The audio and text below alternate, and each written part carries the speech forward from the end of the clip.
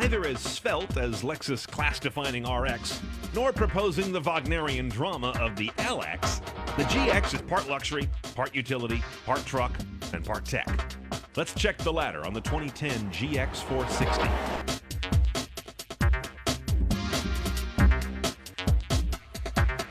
Now, the GX isn't a real pretty thing, it's a truck. A Lexus truck, but a truck. With real off-road all-wheel drive, a frame underneath that body, a V8, and lots of big parts. But faithful to the Lexus buyer's MO of wine auctions and charity golf, our GX came in claret mica. The black leather inside covers 3 rows of seats. Now, from the driver's seat, this Lexus doesn't look like most other Lexi. Different kind of a look and feel inside. Lots of big squared-off He-Man stuff all over the place. You don't get navigation base with this guy. That is not in every vehicle. It's a package option, even on this premium trim GX.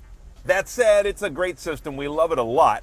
Easy to deal with, nice big touchscreen. It is hard drive based, but by the way, there is no place for you to rip your own music. It's hard drive for the navigation system only.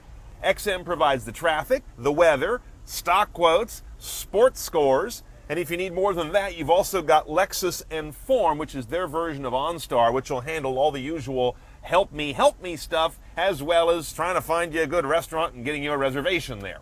Now, your base audio rig is some Lexus premium sound stuff with 9 speakers. You're going to want the Levinson. It's one of the better systems on the road. It's part of a pricey package, but it gets you 17 speakers, 330 watts, all kinds of surround decoding, 7.1 around the cabin. However, another package on top of that if you want rear seat entertainment. And your audio sources that come out of that system are just about everything you want. Down here under this big macho square door, we've got the USB/iPod/aux jack. We've also got an optical disc slot up here, which unfortunately in this car is not working, so I can't show you what a movie looks like, but CD and DVD goes in there. Now, the ass end of a GX460 is interesting. You've got the lift-up glass, which is still relatively exotic on utilities, and that, of course, sits inside of a barn door here, not a lift gate, which gives us this really ungainly strut over here, which will help you lock the door open. Now, this guy is a 3-row vehicle. Well, 3-row if you've got some very bad children you want to punish. They go back here in these little scrawny seats that are also power folders. Now, if they go all the way down, you do get a flat load floor in the back, but notice you've got a high lift over, which is either good because it's kind of nice on your back to not lower things way down in, but on the other hand, we've lost a bit of space here. The second row is kind of a letdown, especially compared to what Chrysler and Toyota are doing with their minivan second rows these days. This is your fold down. It's not flat, it's not low, it's not even level. It's just okay. This ain't no Chrysler stow and go, I'll tell you that. Underhood is where the 460 part of GX460 comes from.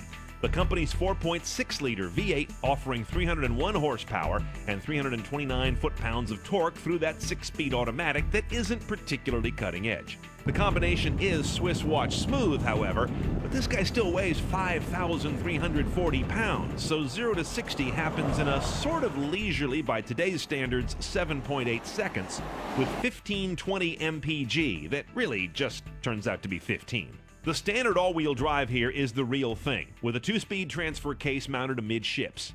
This isn't that pansy performance all-wheel drive meant for carving a tenth of a second off your 0 to Rite Aid weekend errand times. No, it's the real thing. Now, this guy never feels anything but tall and truckish, no matter what setting you're in, sport or whatever. It is what it is. It's a body-on-frame vehicle that weighs 5,400 pounds. That said, it still feels like a Lexus. Really refined, nice and smooth. It's just kind of a weird, disjointed experience because you know that you're driving a truck, but it feels like a Lexus. You know what bugs me about this car? The steering assist it's annoying. It's very on-center bias, so the wheel's always trying to snap back to the middle a little more than it should. And while that's not an issue when you're driving, actively off-road or really out there motoring, when you're just tooling around town, you'll find your hands end up kind of fatigued just trying to hold a line with more effort than it should require. And if you let your hand off inadvertently, this car really snaps back to center in a way that could move you out of position. I always feel like a fool wheeling in a Luxo barge like this, but it does have real off-road credentials.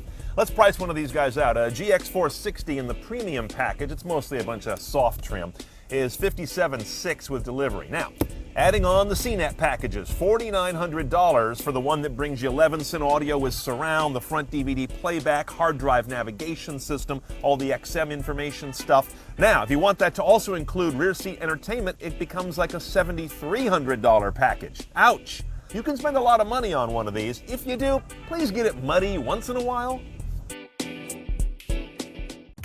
For your daily dose of tech news, check out CNET's Loaded. It's packed full of the latest tech news highlights that matter to you.